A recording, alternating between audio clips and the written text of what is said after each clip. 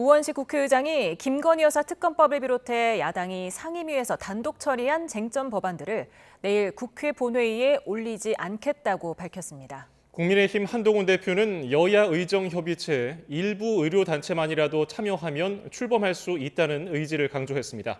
국회 연결해 알아봅니다. 이준엽 기자. 네, 국회입니다. 네, 우 의장이 내일 본회의와 관련한 방침을 밝혔다고요? 네, 조금 전 오후 4시 반 우원식 국회의장은 예정이 없던 긴급 기자회견을 열었습니다. 앞서 야당 단독으로 법사위를 통과한 김여사 특검법과 치상병 특검법, 지역화폐법까지 모두 3가지 법안을 상정하지 않겠다고 밝혔습니다. 의료대란 문제가 일각이 여삼추라며 지금으로선 비상 상황인 의정 갈등 해결에 집중해야 한다는 겁니다. 특히 여야 의정 협의체 실현 가능성이 어렵사리 열린 상황인 만큼 어떻게든 살려야 한다고 강조했습니다. 이를 위해 윤석열 대통령과 정부가 가장 책임이 크다고 지적하고 직접 사태 해결 의지를 밝히고 의료계를 테이블에 앉히라고 요구했습니다. 야당을 향해서도 특검법 강행에 한 걸음 물러서 달라고 촉구했습니다. 대신 추석 연휴가 끝난 뒤인 오는 19일 본회의에서 쟁점 법안을 처리할 수 있도록 여야가 협의해달라고 말했습니다. 특검 법안 등 본회의에 부의된 법안은 추석 연휴 이후인 19일에 처리할 수 있도록 양당이 협의해 주시기 바랍니다. 지금은 여야 의정 협의체 가동에 집중합시다. 하지만 야당 법사위원들은 즉각 기자회견을 열고 매우 당황스럽고 경악스럽다며 반발했습니다. 2가지 특검법을 한시라도 빨리 통과시키는 것이 국민의 요구와 열망이었다며 우 의장의 재고를 요청했습니다.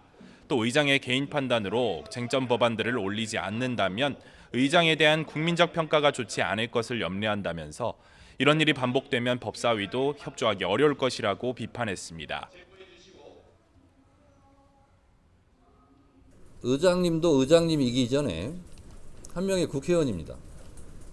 법사위까지 마친 법안을 의장의 개인의 판단에 따라서 올리고 안 올리고 하는 것을 국민의힘 추경호 원내대표는 기자들과 만나 우 의장이 이미 오는 26일 본회의 개최가 예정돼 있는데 19일에 일정을 추가하도록 한 것이 유감스럽다고 밝혔습니다. 그러면서도 내일 본회의에 안건을 상정하지 않기로 최종 확정한 만큼 그 이후 의사 일정은 여야 사이 대화하도록 하겠다고 말했습니다. 반발하는 야당을 향해서는 국회는 민주당 의총장이 아니라면서 개별 상임위원장이나 의원의 마음대로 의사 일정이 정해지는 게 아니라고 비판했습니다.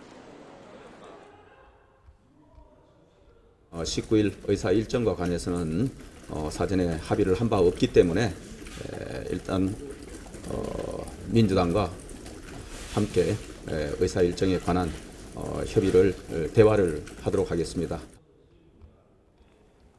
예, 이런 상황에서 한동훈 대표는 전체 의료계가 참여하는 게 아니라도 여야 의정 협의체가 출범할 수 있다는 뜻을 밝혔다고요?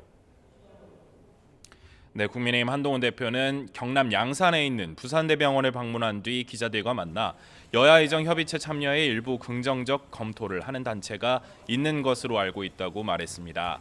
이어 다수결로 결정하거나 강제로 따르게 하는 식으로 운영하진 않을 테니 의료단체들도 일단 협의체에 들어와 출발하자고 촉구했습니다. 그러면서 일부 단체라도 먼저 시작해서 출범하고 논의 과정에서 얼마든 다른 의료단체도 참여하면 되지 않겠느냐는 뜻을 드러냈습니다. 의료계 참여 없는 협의체 출범에 부정적이었던 기존 입장에서 다소 변화를 보인 겁니다. 의료단체가 대부분 내지는 얼마 이상 이렇게 참여할 때까지 기다린다라고 하기에는 상황이 절박하지 않나요? 저는 그렇게 생각해요. 한 대표는 앞서 내년도 의대 정원을 포함해 뭐든 논의할 수 있다며 의제 제한을 하지 말자고 말했던 것도 거듭 강조하며 출발을 어렵게 하지 말자는 같은 맥락이라고 설명했습니다. 앞서 여당 내에선 내년도 정원 재논의는 불가능하다고 정부가 선을 긋는 상황에서 의료계 참여를 위해서라 할지라도 자칫 공수표가 될 수 있다는 우려도 나왔는데요. 이에 내년도 정원도 논의할 수 있어야 한다고 주장해온 민주당 역시 당정 메시지 불일치를 지적하며 한 대표는 용산에서 확답부터 받아오라고 압박하고 있습니다. 김민석 수석 최고위원은 최고위원 회의에서 민주당의 입장을 한동훈 대표가 수용했지만 한 대표 입장을 윤석열 대통령이 사실상 무시해서 문제라고 꼬집었습니다. 최혜병 특검과 김건희 조사처럼 말로 적당히 면피하는 한동훈식 말정치가 의료 대란에서도 반복돼선 안 됩니다. 또 의제 제한 없는 논의와 합리적 추계를 통한 2026학년도 의대 정원 결정, 마지막으로 대통령의 진심 어린 사과와 책임자 문책을 여야 의정협의체 출범을 위한 3가지 요구로 내걸었습니다. 지금까지 국회에서 전해드렸습니다. 더불어민주당과 조국혁신당, 진보당, 사회민주당 소속 의원 12명이 윤석열 대통령 탄핵준비 의원연대를 결성하고 대통령 탄핵 소추안 발의에 참여할 의원들을 모으는 준비 작업을 하겠다고 밝혔습니다. 의원연대는 진보당 윤종호 원내대표가 주도해 만들었고 원내 다수당인 민주당 의원들은 9명이 합류했습니다. 이들은 무도하고 무책임한 대통령 때문에 고통받는 국민을 생각하면 더는 가만히 있을 수 없다고 주장하며 탄핵을 현실화하기 위한 법적 준비를 하고 참여 의원을 확대해 나가겠다고 강조했습니다. 2025학년도 의대 수시 모집 사흘째, 모집 인원의 7배 가까운 지원자가 몰린 것으로 나타났습니다. 진학사가 공개한 대학별 수시 모집 경쟁률을 보면 오늘 오전 9시까지 전국 37개 의대 수시에 모두 19,300여 명이 지원했습니다. 경쟁률을 비공개한 서울대와 오늘 원서 접수를 시작하는 단국대, 차의전원을 제외한 수치로 전체 경쟁률은 6.62대 1을 기록하고 있습니다. 정치권에서 2025학년도 의대 정원도 재논의할 수 있다는 발언이 나오면서 의정 갈등 해소에 실마리를 찾는 것 아니냐는 전망이 고개를 들고 있습니다. 하지만 정부는 여전히 내년도 증원 논의를 부정적으로 보고 있고 의료계에는 발언의 진위를 의심하고 있어서 갈 길이 멀어 보입니다. 김주영 기자입니다. 집권 여당의 한동훈 대표가 2025년 의대 증원 백지화 문제까지 다뤄볼 수 있다는 발언을 내놓으며 파장이 일었습니다. 의료계가 강력히 요구했던 내년도 정원 문제가 논의될 수 있다면 여야 의정 협의체 구성도 속도를 낼 수 있기 때문입니다. 하지만 실제로는 상황이 녹록지 않습니다. 대통령실과 보건복지부는 의료계와 대화를 원한다고는 하지만 내년도 정원 문제는 협상 대상이 아니라는 입장입니다. 필수 의료 인력과 확충, 양성, 공정하고 충분한 보상, 의료체계 혁신, 의료사고 안전망 강화 등의 의료개혁을 흔들림 없이 완수해 나가겠습니다. 의료계에서는 정치권의 말을 그다지 믿지 못하는 분위기입니다. 이면택 대한의협회장은 여야, 정부, 대통령실이 다 다른 목소리를 내는 상황에서 협의체에 들어갈 의사가 없다고 선을 그었습니다. 의정 갈등의 핵심에 있는 전공의들은 공식 의견을 내지 않은 채 상황을 지켜볼 뿐입니다. 오히려 전공의와 의대생 의전원 지도부는 의사협회와 갈등을 빚으며 내분 양상까지 보이고 있습니다. 내년도 대입 수시 모집이 이미 시작됐다는 점도 걸림돌입니다. 다시 정원이 바뀐다면 수험생과 학부모들은 큰 혼란을 겪을 수밖에 없고 차후 법정 소송으로 이어질 수밖에 없습니다. 정치권의 중재 노력이 과연 실현될 수 있을지 여러 상황을 봤을 때 아직은 부정적인 기류가 강합니다. YTN 김주영입니다. 정부가 추석 연휴를 앞두고 응급실에 환자가 몰리는 상황에 대비해서 오늘부터 2주간 비상 대응에 나섭니다. 우선 중증 응급 환자에 대한 대응 역량을 높이기 위해 지역 응급의료센터 가운데 15곳 정도를 거점 지역 응급의료센터로 지정하고 대형 병원 응급실은 중증 응급 환자 위주로 진료를 볼 수 있도록 할 계획입니다. 또 경증 비응급 환자를 위해 추석 연휴 기간 하루 평균 7,900여 곳의 당직 의료기관을 운영하고 코로나 환자를 위해서는 야간과 주말에 발열 클리닉도 운영할 방침입니다.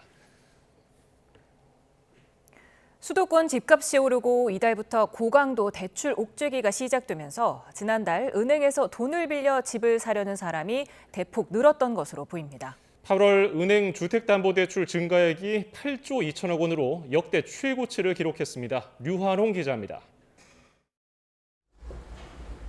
수도권 집값이 더 오르기 전에 대출 문턱이 더 높아지기 전에 서둘러 빚을 내 집을 사려는 심리가 지난달 최고조에 달했던 것으로 나타났습니다.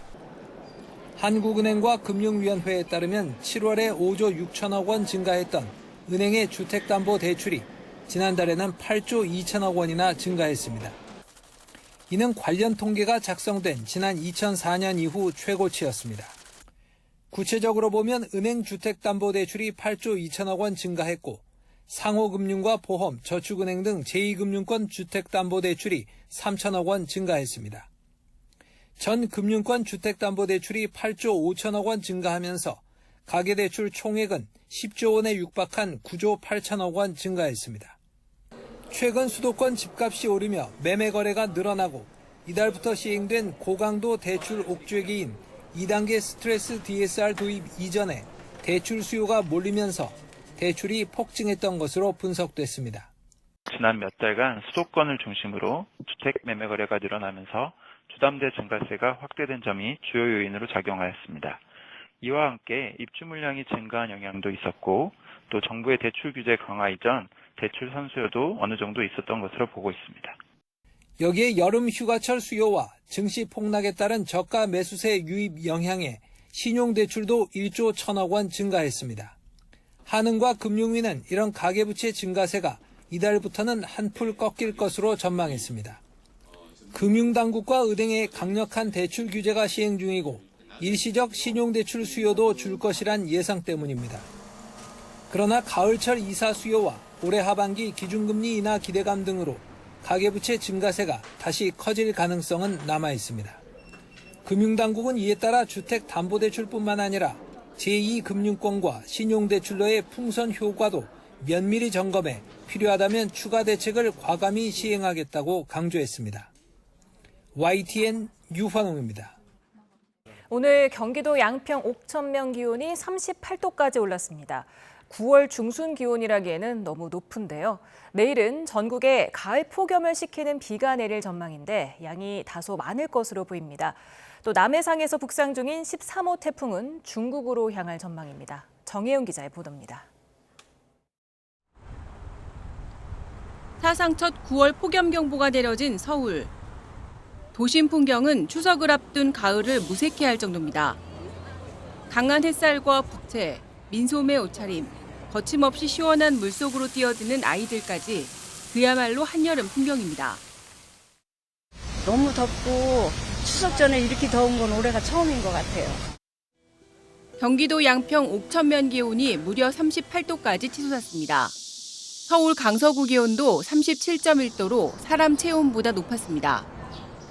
공식 기온도 정읍 36.1도, 대전 35.3도, 서울이 34.6도까지 오르는 등 이맘때 기온보다 10도 이상 높았습니다.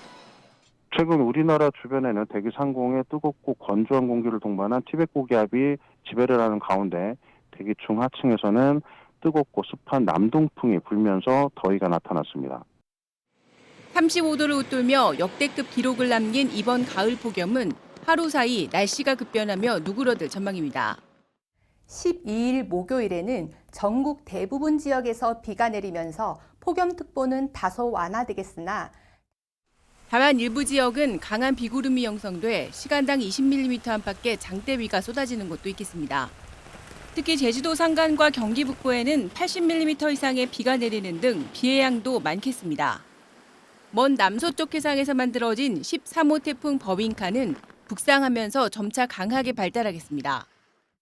본격적인 추석 연휴가 시작하는 주말 이후 일본 오키나와 부근 해상까지 북상하겠지만 방향은 중국으로 틀어 월요일쯤 중국 상하이 부근에 상륙할 전망입니다. 미국과 일본도 같은 진로를 예상하고 있어 우리나라는 태풍으로 인한 직접적인 영향은 없을 것으로 예상됩니다. 다만 태풍에서 열기가 유입되며 내륙의 더위가 심해지거나 제주도 부근 해상으로 너울성 파도가 높아지는 등 연휴 기간 간접적인 영향이 예상돼 지속적인 대비가 필요합니다. 기상청은 내일 태풍과 연휴 날씨에 대한 정보를 발표할 예정입니다. YTN 정혜윤입니다.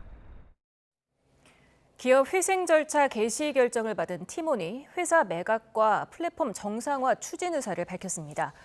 류강진 티몬 대표는 구체적으로 두 곳과 인수합병을 논의 중이라며 기업 매각 작업에 속도를 내겠다고 밝혔습니다. 류 대표는 회생 계획 인가전 인수합병을 목표로 올해 안에 채권자들이 동의할 만한 인수합병을 추진하고 피해자 구제와 회사 정상화를 위해 최선을 다할 계획이라고 설명했습니다. 지난달 서울 지역 8개 대표 외식 품목 가운데 김밥과 칼국수, 비빔밥 평균 가격이 한 달 전보다 올랐습니다. 한국소비자원 가격정보 종합 포털을 보면 김밥은 지난 7월 3,462원에서 지난달 3,485원으로 0.7% 상승했습니다. 같은 기간 칼국수는 9,308원, 비빔밥은 1,962원으로 각각 77원씩 뛰었습니다. 추석을 앞두고 조기 가격이 급등하자 정부가 대책 마련에 나섰습니다. 해양수산부는 이른 추석으로 조기와 굴비 가격이 다소 높다며 참조기 공급량을 10톤 더 늘려 160톤을 시장에 풀고 있다고 밝혔습니다. 또 이번 주부터 대형마트를 중심으로 참조기 할인율을 기존 50%에서 최대 60%까지 높였습니다. 한국농수산식품유통공사에 따르면 참조기 한 마리 가격은 어제 기준 1,508원으로 지난해 추석 전주보다 23% 더 비쌉니다. 대구 서문시장에서 생선을 파는 상인이 버려진 얼음을 재활용하는 모습이 인터넷 커뮤니티에 올라왔습니다. 버려진 테이크아웃 잔에 남은 얼음을 생선 아이스박스에 채워넣은 건데요. 이를 두고 인터넷 게시판이 뜨겁습니다. 권민석 기자의 보도입니다. 백발이 성성한 상인이 쓰레기통에서 무언가 받아갑니다. 손님들이 음료를 마시고 버린 일회용 플라스틱 컵입니다. 곧장 가게로 향한 상인은 배수구에 얼음을 따라 붓습니다. 잠시 후 바닥에 떨어진 얼음을 긁어 모아 바가지에 옮겨 담습니다. 그러고는 바로 옆 생선 아이스박스에 얼음을 채워 넣습니다. 버려진 얼음을 생선 냉장용으로 재활용한 겁니다. 이 같은 행위는 하루에 그치지 않았습니다. 누군가 마시다 버린 커피 테이크아웃 잔도 가져와 비닐을 뜯어낸 뒤 남은 얼음을 아이스박스에 옮겨 붓는 모습도 찍혔습니다. 지난 4월과 5월 대구 서문시장 생선 가게에서 벌어진 일입니다. 누리꾼들은 아무리 아까워도 침과 이물질이 섞인 얼음을 재활용하는 건 상식 밖이라며 구청 신고감이라고 혀를 내둘렀습니다. YTN 권민석입니다. 김건희 여사의 명품백 수수 의혹은 불기소로 가닥을 잡았지만 도이치모터스 주가 조작 의혹에 대한 검찰 수사는 계속 이어지고 있습니다. 내일 사건 관계자들에 대한 2심 선고가 내려지는데 이 선고 결과가 김 여사 수사에도 영향을 미칠 전망입니다. 김태원 기자입니다. 도이치모터스 주가 조작 사건으로 기소된 권오수 전 도이치모터스 회장 등 관련자들에 대한 2심 선고가 열립니다. 권 전 회장은 지난 2009년부터 2012년까지 주가 조작 선수들과 증권사 임직원 등과 공모해 도이치모터스 주가를 조작한 혐의로 기소돼 1심에서 징역 2년에 집행유예 3년, 벌금 3억 원을 선고받았습니다. 이 재판이 특히 주목받는 건 김건희 여사가 해당 주가 조작에 가담했는지를 검찰이 들여다보고 있기 때문입니다. 관건은 김 여사와 마찬가지로 주가 조작에 계좌가 동원된 전주 손모 씨의 혐의가 법원에서 유죄로 인정되느냐입니다. 손 씨는 1심에서 무죄를 선고받았지만 검찰은 2심 재판 과정에서 손 씨에게 방조 혐의를 추가하고 징역 3년을 구형했습니다.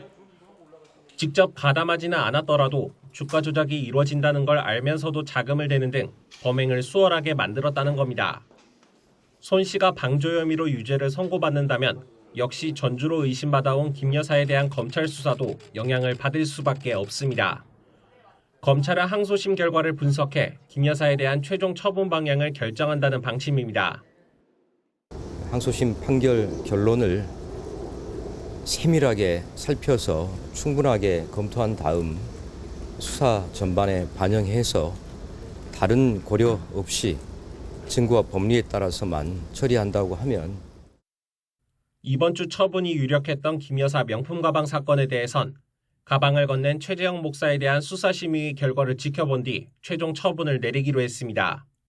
수사심의 절차가 진행되는 속도를 고려하면 추석 연휴 이후로 처분 시점이 미뤄진 셈인데 김 여사부터 먼저 처분해서 일어나게 될 공정성 논란을 차단하기 위한 조치로 풀이됩니다. YTN 김태원입니다. MBC 최대 주주이자 관리감독기구인 방송문화진흥회 방문진이 MBC의 방만 경영을 방치했다는 내용의 감사 결과가 나왔습니다. MBC는 방문진의 사전 승인 없이 국내외 투자를 강행해 수백억 원대 손실을 냈는데 방문진이 이를 뒤늦게 알고도 적절한 조치를 하지 않았다는 게 감사원의 판단입니다. 조수연 기자가 보도합니다. 감사원이 감사보고서를 공개한 방송문화진흥회의 MBC 방만 경영 관리감독 의혹은 6가지로 대부분 방문진의 조치가 적절하지 않았다고 판단했습니다. MBC가 사전 협의 지침을 어긴 사실을 뒤늦게 파악하고도 방문진이 적정한 조치를 제대로 이행하지 않았다고 본 겁니다. 먼저 MBC는 미국 리조트 개발 펀드에 105억 원을 투자했다가 전액 손실이 발생했는데 방문진은 문제점을 보고받고도 방치한 것으로 나타났습니다. 또 MBC가 여수 테마파크 등 국내 사업도 무리하게 추진해 100억 원대 손실을 냈지만 역시 감사원은 방문진의 재발 방지를 위한 조치가 부족했다고 판단했습니다. MBC가 책임자인 대표이사와 담당이사에게 문책 경고와 기관 경고를 했다고 보고하자 방문진이 이를 그대로 수용한 겁니다. 또 사내 근로복지기금 과잉 출연 논란도 방치됐고 적자 경영 등을 보고받고도 정상화 방안 이행 여부를 점검하거나 새로운 방안 마련을 요구한 사실이 없었다고 감사원은 지적했습니다. 그러나 방문진은 자율적 경영 사항에 불과하거나 적절한 관리 감독이 있었다고 주장한 것으로 전해졌습니다. 감사원은 방송문화진흥회법과 상법에 따라 MBC 경영에 대한 관리 감독 등 관련 업무를 철저히 하도록 방문진의 주의를 요구했습니다. 또 방문진이 감사 자료 제출 요구에 불응하고 이사회 회의 자료를 MBC가 회수해 가게 하거나 폐기하는 등 공공기록물법을 위반한 점에 대해서도 주의 조치를 내렸습니다. YTN 조수연입니다. MBC는 감사원의 이번 국민감사가 요건에 맞지 않은 표적 청부 감사라며 헌법 소원을 제기한 상태라고 밝혔습니다. 특히 방만 경영을 했다는 감사 결과에 대해 MBC는 5년 연속 흑자를 이어가고 있다며 이번 국민감사는 감사원이 정치적 목적으로 MBC 장악을 시도한 거라고 주장했습니다. 방문진 역시 MBC의 손실을 줄이기 위한 노력을 요구하는 등 충실히 관리 감독해왔다며 모든 국가기관이 MBC의 정치적 독립성과 언론의 자유를 존중해야 한다고 강조했습니다. 딥페이크 성범죄 사건이 잇따르는 가운데 올해 들어서만 경찰에 붙잡힌 피의자가 300명이 넘는 것으로 나타났습니다. 경찰청은 올해 1월부터 지난 10일까지 딥페이크 성범죄 피의자 318명을 검거했다고 밝혔습니다. 이 가운데 10대가 251명, 20대 57명으로 청소년과 청년층이 절대 다수였고 30대는 9명, 40대 1명 순이었습니다. 축구 국가대표 출신 황의조 씨가 등장하는 불법 촬영물을 유포하고 피해자들을 협박한 혐의로 기소된 황 씨 형수에게 실형이 확정됐습니다. 대법원은 지난 6일 황 씨의 형수 A 씨에게 징역 3년을 선고한 원심 판결을 확정했습니다. 방송인 박수홍 씨의 사생활과 관련해서 허위 사실을 유포한 혐의로 재판에 넘겨진 형수에게 검찰이 징역 10개월을 구형했습니다. 검찰은 오늘 50대 이모 씨의 결심 공판에서 유명인인 피해자에 관한 치명적인 허위 발언으로 명예를 훼손해서 죄질이 가볍지 않다며 이같이 구형했습니다. 앞서 이 씨는 박 씨를 비방할 목적으로 SNS 단체 대화방에서 방송 출연 당시 여성과 동거를 했다는 허위 사실을 담은 메시지를 전송한 혐의로 재판에 넘겨졌습니다. 경사길에서 브레이크가 풀린 트럭이 아파트 단지 놀이터로 향하는 아찔한 일이 벌어졌습니다. 긴박한 상황에서 이 트럭을 막아 세운 건 경찰 순찰차였습니다. 권준수 기자입니다. 지난 7월 중순 오후 3시 반쯤 경기도 안양시 동안구에 있는 아파트 단지 놀이터입니다. 여느 날과 다름없이 아이들은 뛰어놀고 어른들은 그늘 아래서 더위를 피하고 있습니다. 그런데 이 놀이터를 향해 트럭 한 대가 작은 승용차를 밀며 경사길을 미끄러져 내려옵니다. 다급한 운전자가 어떻게든 세워보려 하지만 아무 소용이 없습니다. 이때 멀리서 이 상황을 인지한 경찰 순찰차. 그냥 뒀다간 놀이터를 덮칠 게 분명한 터라 좌고우면할 겨를도 없이 곧바로 행동에 나섭니다. 재빠르게 달려가 앞을 막았습니다. 하마터면 평화로운 놀이터를 쑥대밭으로 만들 뻔했던 일촉즉발의 위기 상황이 경찰의 순발력 있는 대처로 마무리됐습니다. 다행히 주민 가운데 다친 사람은 없었습니다. 하지만 순찰차 운전석에 타고 있던 이성민 경사는 어깨와 허리 등에 부상을 입었습니다. 무서운 것보다 이게 밑에 거기가 내리막길이라 가지고 안 막으면 더 큰 사고 날 수 있어서 그렇게 막게 된 겁니다. 당연히 해야 할 일이니까요. 아찔한 사고는 운전자가 내리막에 트럭을 세운 뒤 사이드 브레이크를 채우지 않고 내리는 바람에 일어난 것으로 확인됐습니다. 경찰은 트럭 운전자가 보험에 드러났기 때문에 사고는 잘 처리됐다며 앞으로도 시민 안전에 앞장서겠다고 밝혔습니다. YTN 권춘수입니다. 오늘 아침 8시 반쯤 대구 범어동 범어 내거리에서 70대 택시기사 A씨가 몰던 전기차가 갑자기 돌진하며 다른 차 9대를 들이받았습니다. 이 사고로 운전자 2명이 경상을 입어 병원으로 옮겨졌고 차 10대가 부서졌습니다. A씨는 사고 직후 급발진을 주장한 것으로 알려졌는데 경찰은 사고 경위를 조사하고 있습니다. 수많은 잠자리떼가 낚싯배를 덮친 영상이 화제입니다. 지난 8일 제주 앞바다에서 낚싯배에 갑자기 잠자리떼가 몰려와 낚시하는 사람의 몸과 배 곳곳에 달라붙었습니다. 이 잠자리떼는 아열대성 된장 잠자리로 봄철 우리나라에 머물다가 여름이 지나자 남쪽으로 이동하던 것으로 추정됩니다. 미국이 조만간 우크라이나에 러시아 본토를 타격할 수 있는 장거리 미사일을 허용할 방침입니다. 2년 7개월째 이어지고 있는 우크라이나 전쟁이 큰 전환점을 맞게 될 것으로 보입니다. 권영희 기자입니다. 러시아 수도 모스크바 건물이 처참하게 부서졌습니다. 여성 1명이 숨지고 주변 공항들도 마비됐습니다. 우크라이나는 지금까지 이런 장거리 공격을 드론에만 의존해왔습니다. 그러나 앞으로는 상황이 달라집니다. 미국이 무기 사용 제한을 풀 방침입니다. Will you lift restrictions on the use of long-range weapons by Ukraine? We're working that out right now. 미국은 지난 5월 러시아 본토 공격에 미국산 무기를 쓸 수 없다는 제한을 일부 완화했습니다. 수도 모스크바 등 러시아 후방을 공격하는 것엔 반대한다는 조건을 붙였습니다. 그러나 지난주 이란이 러시아에 탄도미사일을 대규모로 제공하면서 입장이 바뀌기 시작했습니다. 러시아 화력 증강에 대한 우려가 커졌고 이를 타격할 필요성이 생겼기 때문입니다. The United States has confirmed reports that Iran has transferred shipments of Fatah 360 close-range ballistic missiles to Russia, which we assess could employ them within weeks against Ukraine, leading to the deaths of even more Ukrainian civilians. 영국과 프랑스 등 다른 서방 국가들도 미국의 보조를 맞출 공산이 큽니다. 미국은 이에 대한 협의도 진행하고 있습니다. You've seen from the different highly sophisticated weapon systems we provided, intelligence sharing, and many other forms of support. We've worked with many other countries to ensure that Ukraine has what it needs. 이렇게 되면 사거리 300km 미국산 에이테크스와 영국과 프랑스가 제공한 사거리 250km 순항 미사일 스톰 섀도우의 사용 제한이 없어집니다. 장거리 공습의 원점인 러시아 본토 군사 시설을 타격할 수 있습니다.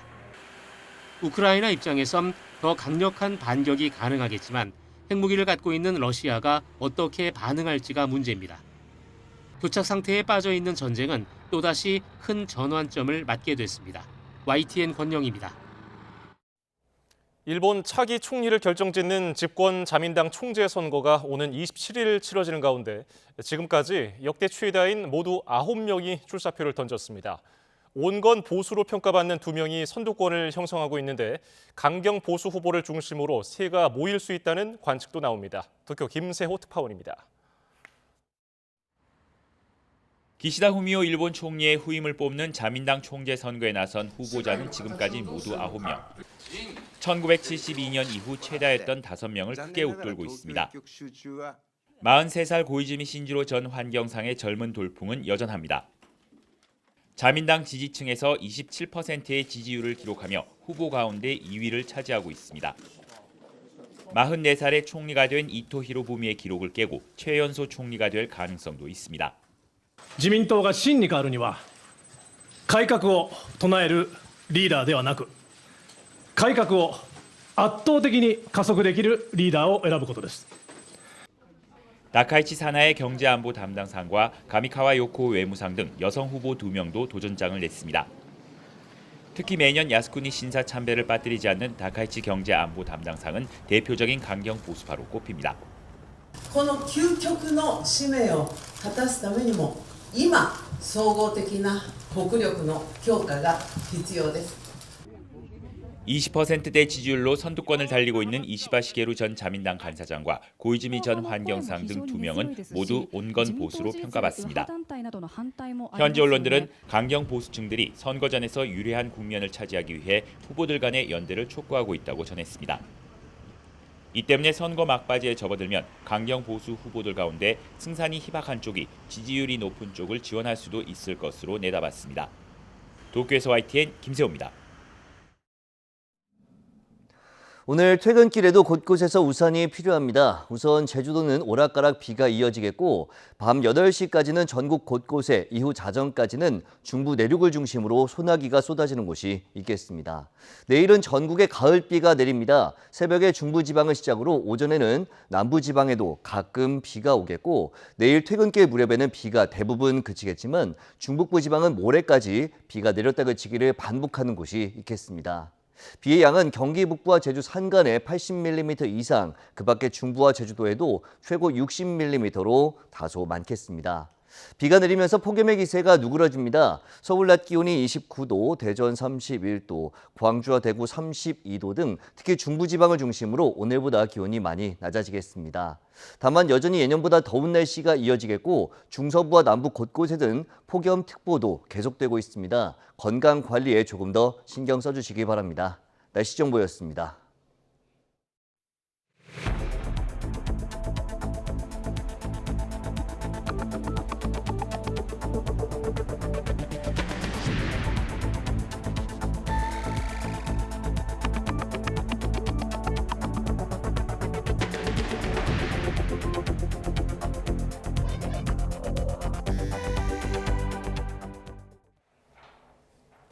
국민의힘과 정부, 대통령실이 추석 연휴를 앞두고 고위 당정협의회를 열어 의정 갈등과 의료 공백 우려 해소를 위한 여야 의정 협의체 구성 등을 논의합니다.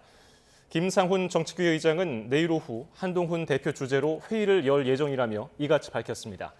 이어서 현 시점에서는 연휴 전 협의체 출범이 쉽지 않을 것으로 보이는 만큼 정부도 구성 작업에 적극적으로 나서달라고 주문할 거라고 강조했습니다.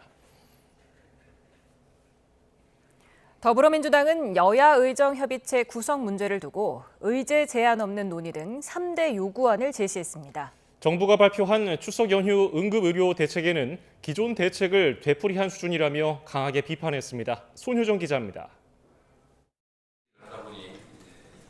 의료개혁 논의를 위한 여야 의정협의체 구성이 추석 연휴 전엔 어려울 거란 관측이 높아지자 민주당은 정부 여당의 압박 수위를 높였습니다.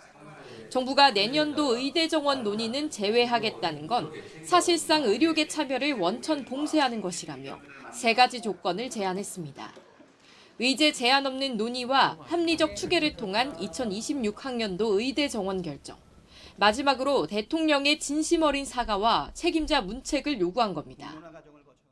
2025년도 의대 정원 조정 문제를 제한을 두고 하는 것은 의료계가 지금 참여할 수 있는, 그래서 아예 원천 봉쇄하는 거 아닌가. 한동훈 대표를 향해선 말뿐인 중재 대신 정부를 적극적으로 설득하고 중재하라고 촉구했습니다. 말 정치가 아닌 결과 정치가 여당 정치입니다. 한동훈 대표는 용산을 찾아 대통령의 해결 의지 확답부터 받아오십시오.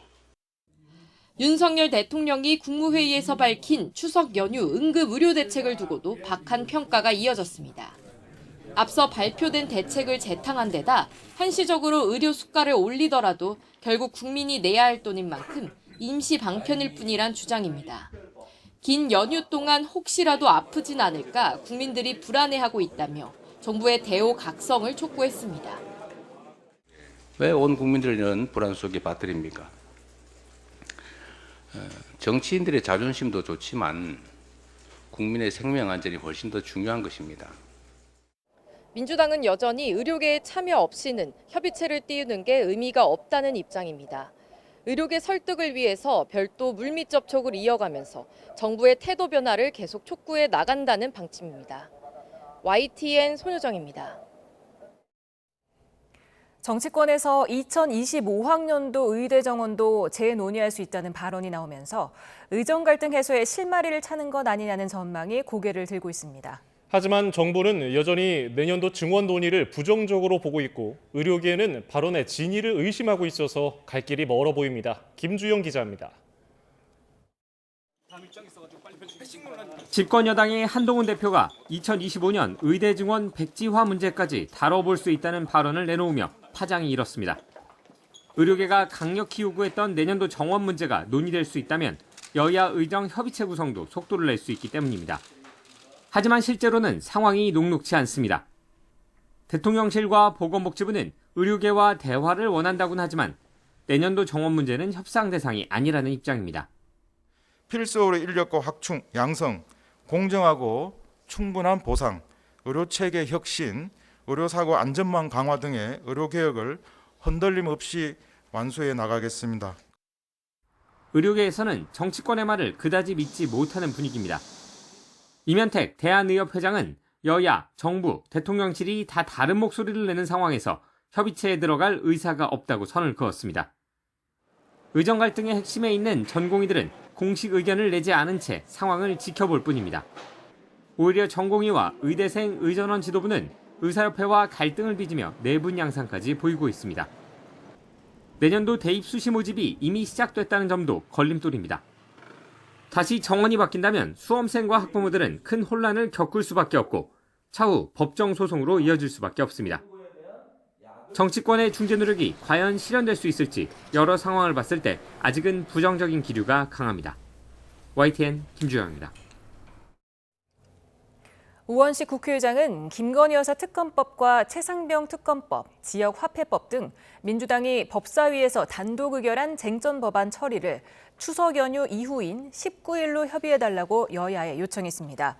우 의장은 국회도 당면한 최대 현안인 의정 갈등 해결에 집중해야 하고 여야 의정 협의체 현실화 가능성을 어떻게든 살려야 한다며 이같이 밝혔습니다. 이어 비로소 생긴 대화와 협력의 분위기가 단절되지 않도록 야당이 법안 처리 시기를 유연하게 하는 게 국민 기대에 부응하는 길이라고 설명했습니다. 대한의사협회 전현직 간부들이 전공의 집단 사직을 부추겼다는 의혹을 두고 경찰이 빅5 병원 전공의 대표들을 잇따라 불러 조사하고 있습니다. 서울경찰청 공공범죄수사대는 오늘 김유영 삼성서울병원 전공의 대표를 참고인 신분으로 소환했습니다. 출석에 앞서 취재진을 만난 김 대표는 언제 어디가 아파도 상급병원에서 그것도 VIP 대접을 받는 권력자들이 의료 현안과 정책을 결정하는 게 화가 난다며 정부의 일방적인 의대 증원 추진을 비판했습니다.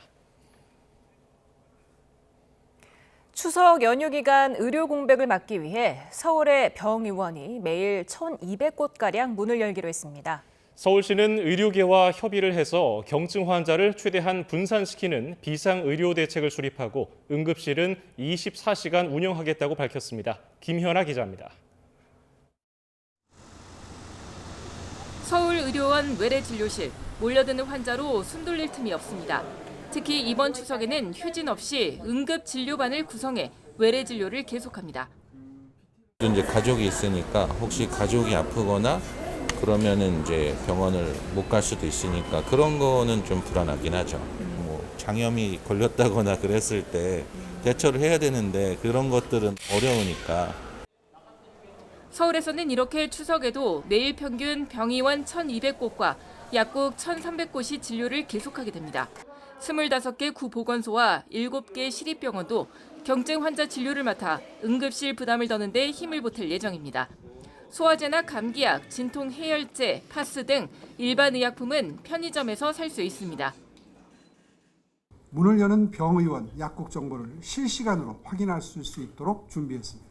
연휴 동안 경증 환자는 일단 동네 문 여는 병의원, 약국 또는 보건소를 이용해 주시기를 바라겠습니다. 응급의료 환자를 맡을 서울응급의료기관과 종합병원 응급실은 서울시가 71억 원을 긴급 투입해 연휴 내내 24시간 가동하기로 합의했습니다.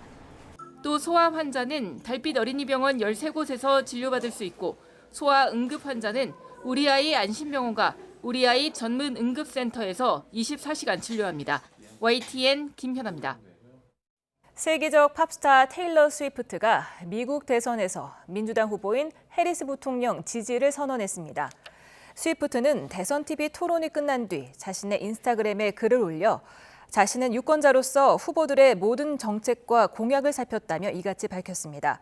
또 최근 자신이 트럼프를 지지한다는 허위 게시물이 있었다며 거짓에는 진실로 맞서야 하고 자신은 해리스에게 투표할 거라고 강조했습니다.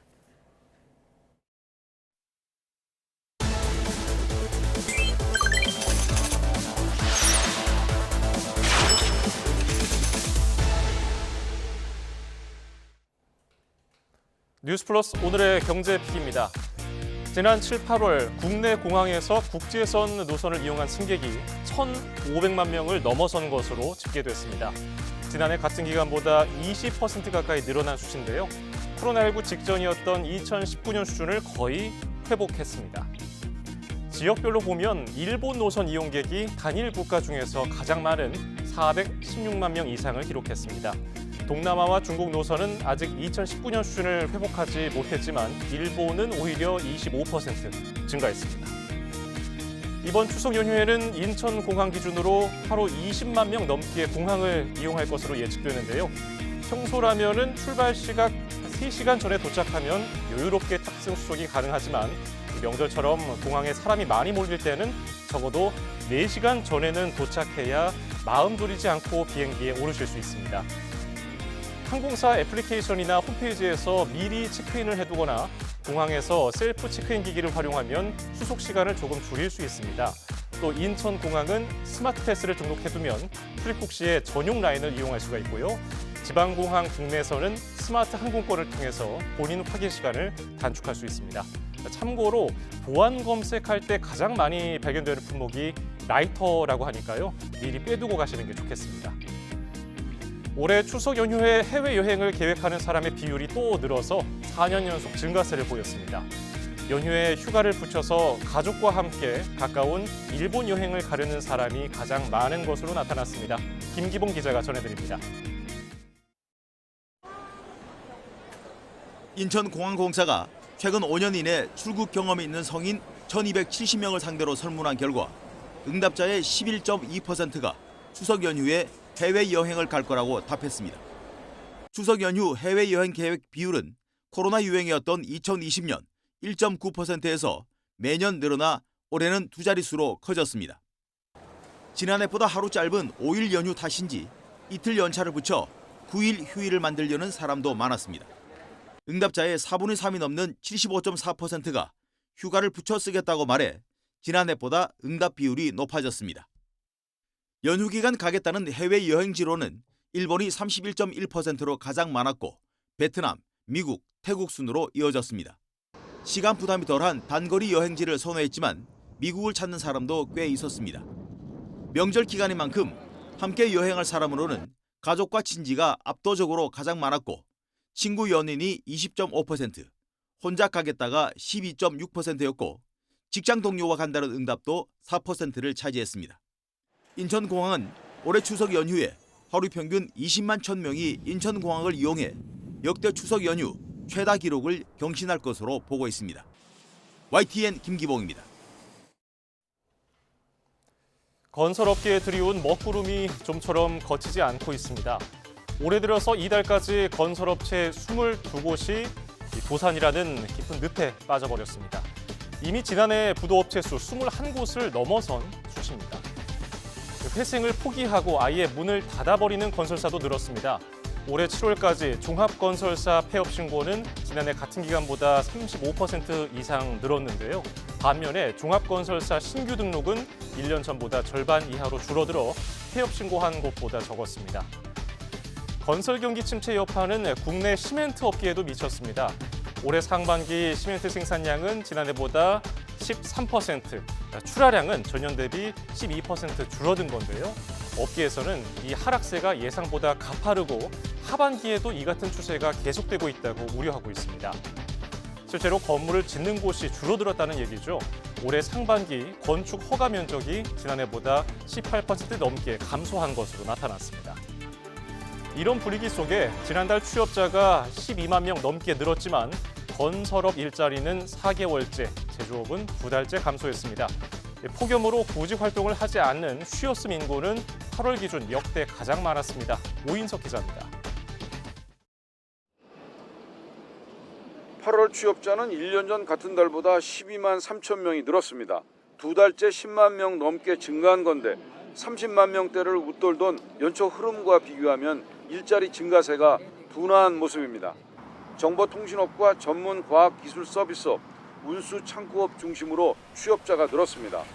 반면 건설업과 제조업 일자리는 부진이 이어졌습니다. 건설업은 8만 4천 명 줄며 4개월 연속으로 일자리가 줄었고 제조업은 3만 5천 명 감소해 2달째 마이너스를 기록했습니다. 건설업 취업자는 2013년 이후 가장 큰 폭으로 줄었습니다. 통계청은 폭염에 따른 날씨 요인이 건설 같은 야외 활동에 영향을 미친 것으로 보인다고 설명했습니다. 도소매업도 5만 5천 명 줄며 6개월 연속으로 뒷걸음질 쳤습니다. 종합건설과 전문직별 공사업이 다 같이 감소를 하면서 건설업이 감소를 하고 있는 그런 상황이고요. 의복이나 의약품 제조 쪽이 감소가 지속되고 조금 그 폭도 커지면서 제조업 감소가 지속되고 있는 상황입니다. 구직 활동을 단념한 비경제 활동 인구 중 특정한 이유가 없는 쉬었음 인구는 1년 전보다 24만 5천 명 늘어 관련 통계 작성 이후 8월 기준 역대 최대치를 기록했습니다. 60대 이상은 폭염이, 20대 청년층은 취업 준비 요인이 작용한 것으로 풀이됩니다. 연령대별로는 60세 이상 고령층이 고용 시장을 견인하고 20대와 40대 취업이 위축된 추세가 이어졌습니다. 정부는 청년과 여성, 중장년 등 고용 취약계층의 경제활동 촉진을 위한 추가 정책 과제를 발굴하겠다고 밝혔습니다. YTN 오인성입니다. 지난달 은행의 주택담보대출 증가액이 8조 2천억 원으로 역대 최고치를 기록했습니다. 한국은행과 금융위원회에 따르면 7월에 5조 6천억 원 증가했던 은행의 주택담보대출이 지난달에는 8조 2천억 원이나 증가해서 관련 통계가 작성된 지난 2004년 이후 최고치를 나타냈습니다. 지난달 상호금융과 보험, 저축은행 등 제2금융권 주택담보대출도 3천억 원 증가했습니다. 한은과 금융위는 지난달 수도권 중심으로 아파트 매매가 증가하고 입주 물량이 증가하면서 주택담보대출이 폭증했다고 분석했습니다. 정부가 불법 사금융을 뿌리 뽑기 위해 등록을 하지 않고 대부업을 할 경우 처벌을 5년 이하 징역 또는 2억 원 이하 벌금으로 대폭 강화하기로 했습니다.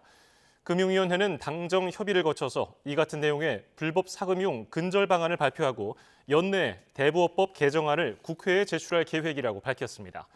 또한 불법 사금융의 주요 경로가 되는 온라인 대부 중개 사이트 등록 기관을 금융위로 상향 조정해서 금융당국이 직접 관리하기로 했습니다. 최근 10년 사이 국내 소매 시장에서 온라인 쇼핑과 TV 홈쇼핑 등의 성장 속도가 대형마트보다 10배가량 빨랐던 것으로 나타났습니다. 대한상공회의소는 통계청 소매 판매액 데이터를 분석한 결과 지난해 국내 전체 소매 시장 규모는 509조 5천억 원으로 10년 만에 33.3% 확대됐다고 밝혔습니다. 대한상인은 디지털 경제로 전환이 빨라지며 무점포 소매와 편의점이 강세를 보인 반면 대형마트는 1인 가구 증가와 영업 규제 등의 영향을 받은 것으로 분석했습니다.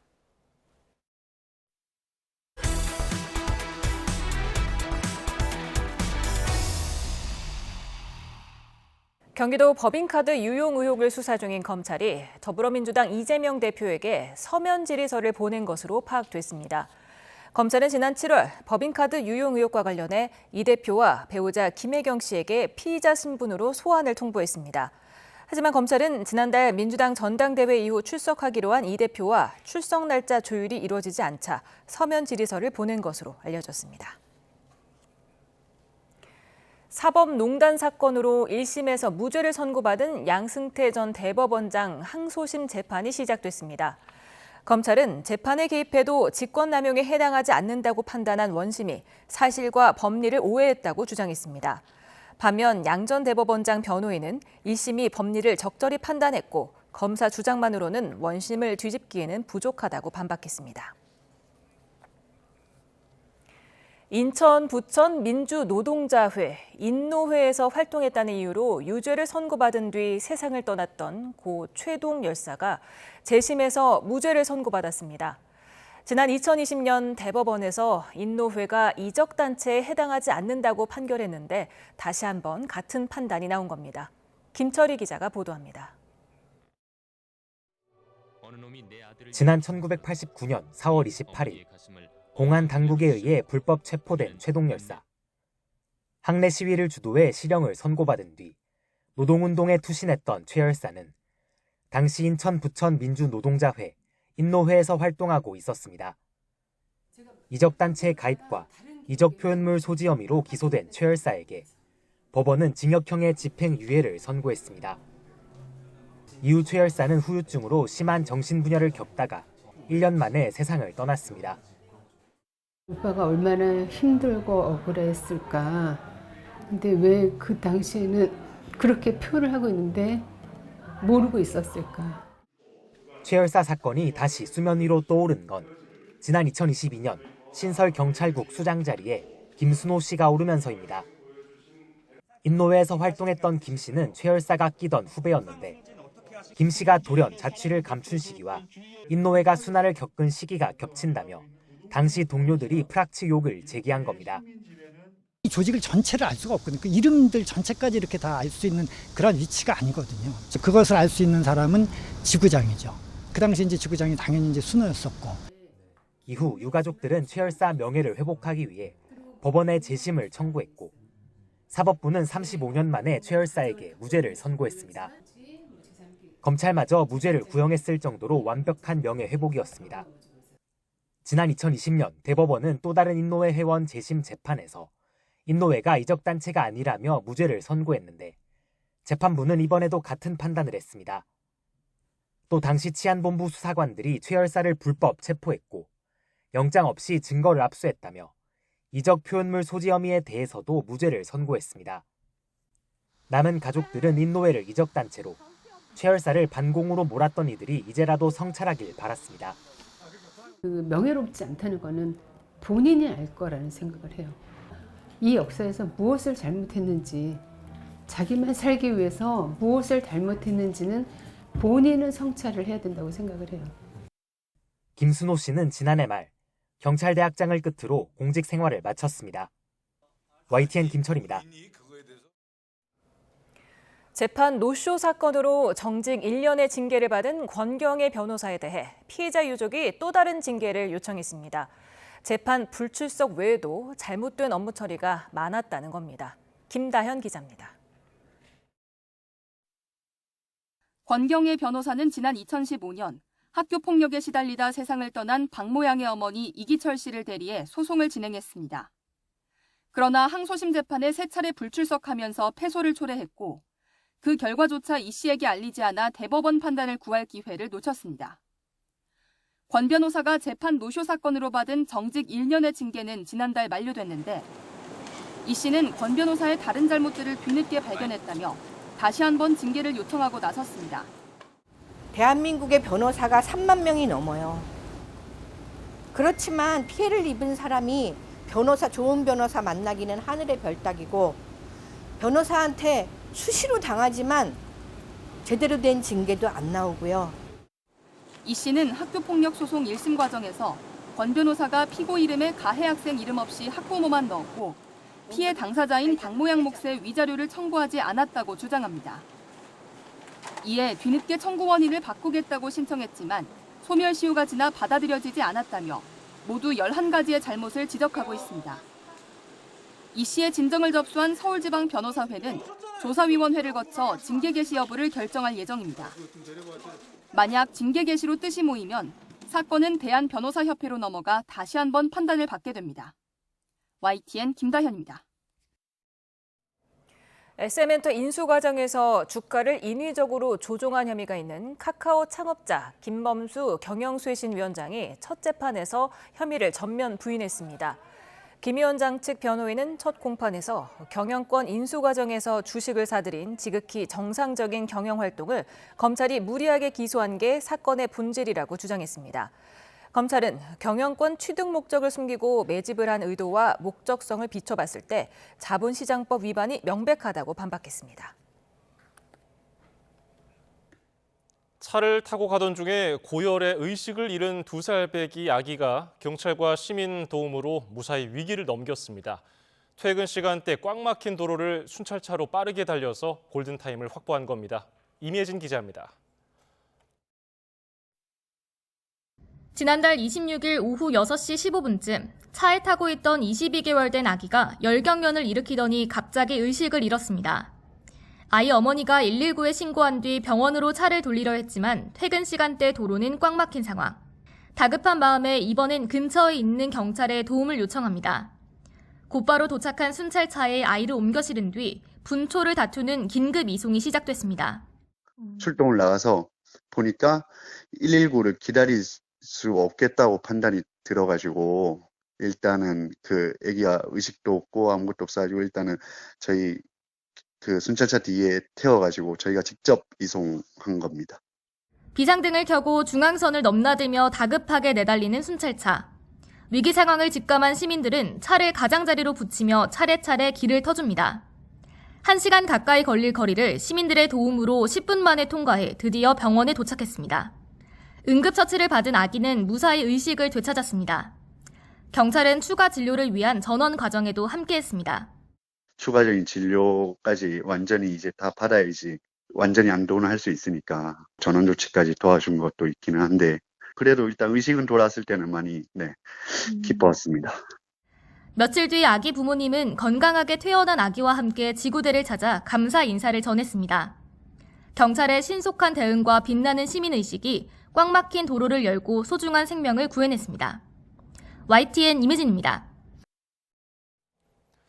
부산 도심에서 위험천만한 폭주 행각을 벌인 이들이 무더기로 경찰에 붙잡혔습니다.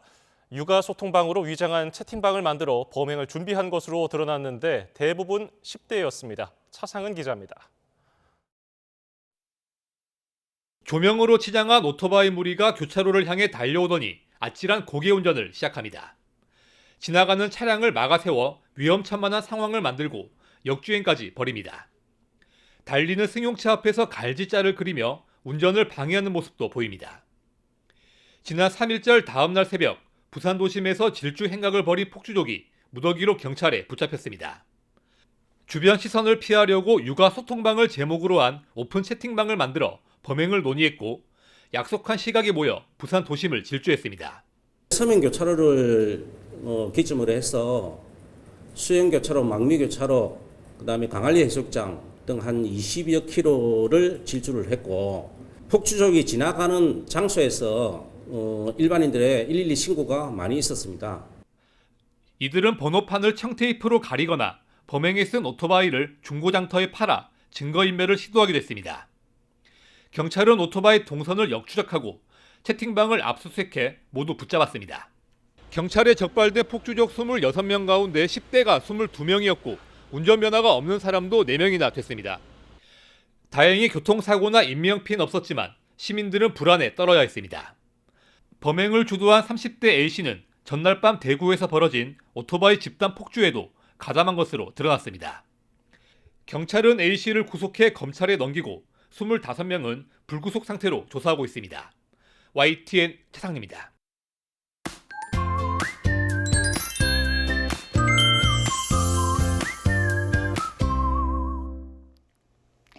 요즘 여름 동안 떨어졌던 입맛이 다시 돌고 식욕이 왕성해지는 분들이 있죠. 아, 맞아요. 제가 딱 그런 상황인데요. 이게 이유가 있는 건가요? 네, 이유 있습니다. 이 가을이 되면 일조량이 줄어들잖아요. 그렇게 되면 식욕을 억제하는 호르몬의 분비도 함께 줄어들게 되거든요. 아, 그러면은 자연스럽게 식욕을 억제하지 못하게 되겠네요. 네, 그렇죠. 또 기온이 낮아지는 것도 원인이 되는데요. 기온과 함께 체온이 낮아지고 이에 따라서 포만감을 느끼면서 식사를 멈추게 하는 포만중추의 자극이 약해지게 됩니다. 있습니다. 그러면은 포만 중추가 자극이 될 정도로 체온을 높여야 하는 거잖아요. 네, 맞습니다. 그렇기 때문에 여름보다 더 많은 열을 필요로 하게 되고요. 더 많은 음식을 찾게 되는 겁니다. 그렇군요. 좋은 정보를 주셨으니까 저도 하나 알려드릴게요. 이 식욕이 왕성해지면 살이 찌기 쉽잖아요. 이럴 때는 고기처럼 단백질이 풍부한 음식을 먹으면 포만감을 오래 유지할 수 있기 때문에 좋고요. 식사를 20분 이상 천천히 하는 것도 도움이 된다고 하니까요. 참고하시기 바랍니다. 네, 이번에는 내일 날씨도 알아보겠습니다. 내일은 전국에 가을비 소식이 있는데요. 충청 이남은 비가 내리다가 오후에 대부분 그치겠지만 중북부 지방은 모레까지 오락가락 이어지겠습니다. 특히 경기 북부와 제주 산간에는 80mm 이상, 그 밖에 중부와 제주도에도 최고 60mm의 다소 많은 비가 내리겠습니다. 또 서울 29도 등 여전히 예년보다는 덥겠지만 비로 인해서 심한 폭염은 드디어 꺾이겠습니다. 주말에는 경기 북부와 강원 중북부에, 휴일에는 영동을 중심으로 또 한 차례 비가 내릴 전망입니다. 지금까지 날씨 캔버스의 김수연, 고은지였습니다. 뉴스 플러스를 마칩니다. 시청해주신 여러분 고맙습니다.